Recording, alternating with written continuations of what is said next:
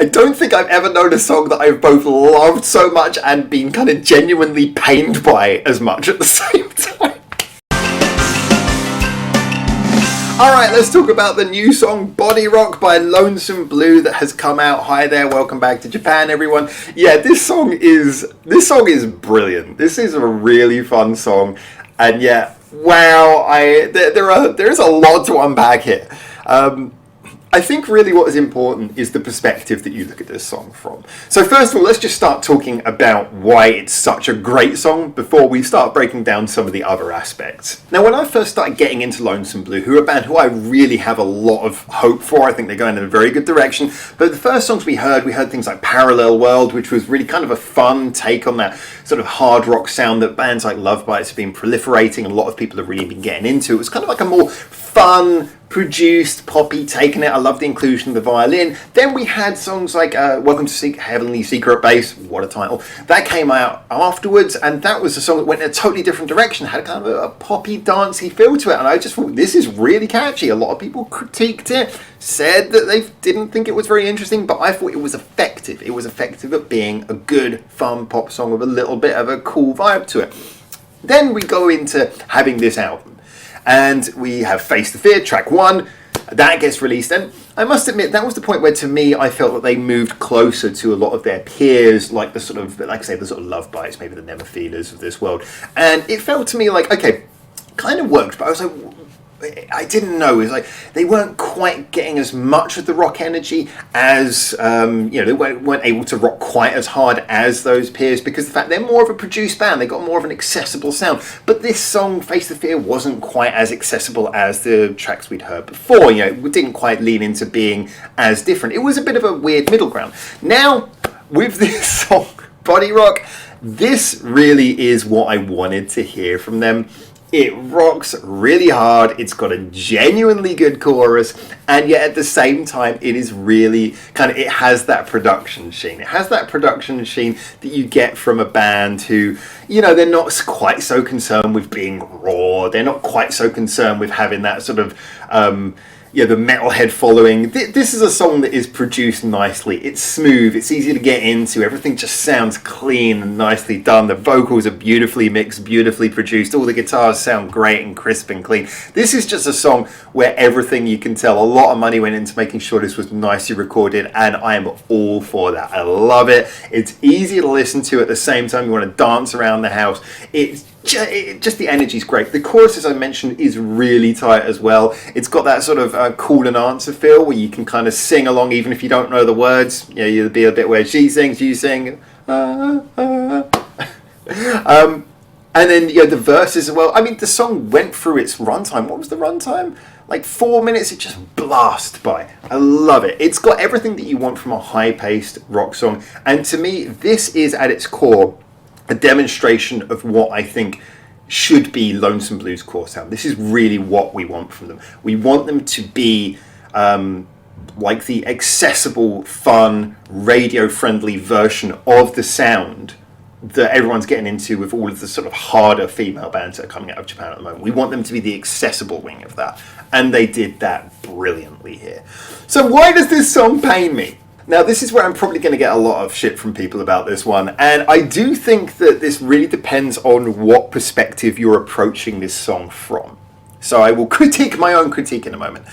But you know how when I did the Face the Fear review, I was talking about how the lyrics were a little bit cringy?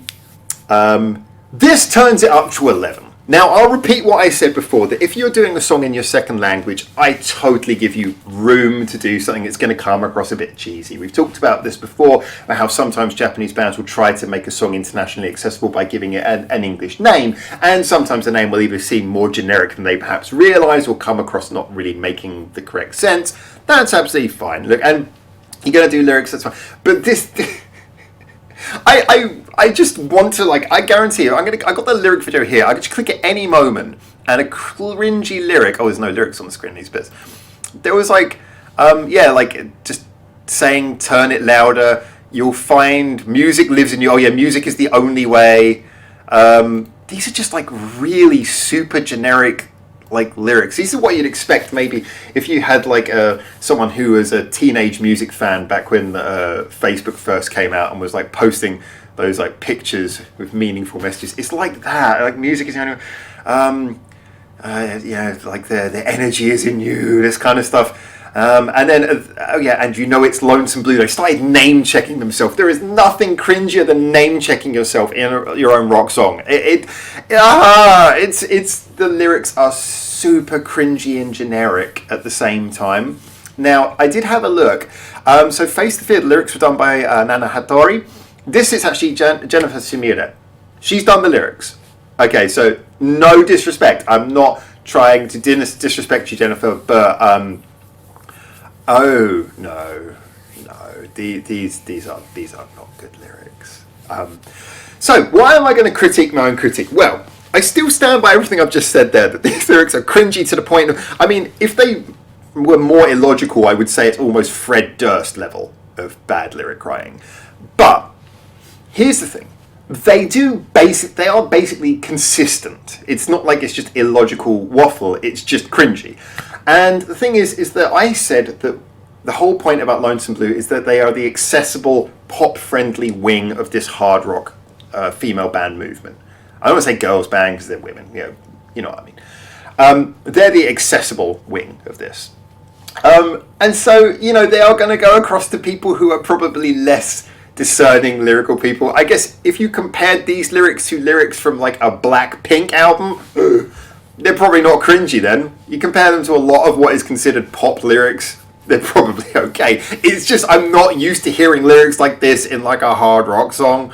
So, and I like pop. You guys know I like pop, but yeah. So I can kind of forgive it as being like pop lyrics in a hard rock song, but Anyway, the proof of the pudding is in the eating, and I must say that despite the cringy lyrics, I have listened to this quite a few times, and I can't help but like just be bobbing my head and enjoying it, just trying to ignore what the hell is going on in the words. It's the last bit, especially. It's like the very end of the song, isn't it, where it gets really cringy. But basically, I can't help the fact that I'm enjoying it. It's stuck in my head, and I've listened to it like a bunch of times. That's really the answer. It does work. It is accessible, and I think more importantly, it does something which is, well, significant, important. I think it's taking this sound, which might not be as accessible to everyone. I mean, if I had a friend who was not into hard rock, I don't think I could seriously play them Love Bites and get them into it. There's even not a lot of Bandmate I could really get them into. This is something I could play this to the most poppy, non-rock friend of mine, and they would probably be able to get into it. And maybe the lyrics would make it accessible too. I don't know. Maybe it would make them confused. I don't know. But, I think if you view it from that perspective, then what Lonesome Blue are doing is important. They have found a space in the market, and they are recording and releasing genuinely good like rock songs that could play on the radio. I know radio's dead, but you know what I mean by that. I can't help but love it. It's great. Does hurt me.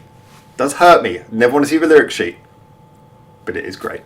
So those are my thoughts. As always, get in the comments to what you think. And until I hopefully see you very soon in Japan for the next one of these. For now, ciao, ciao.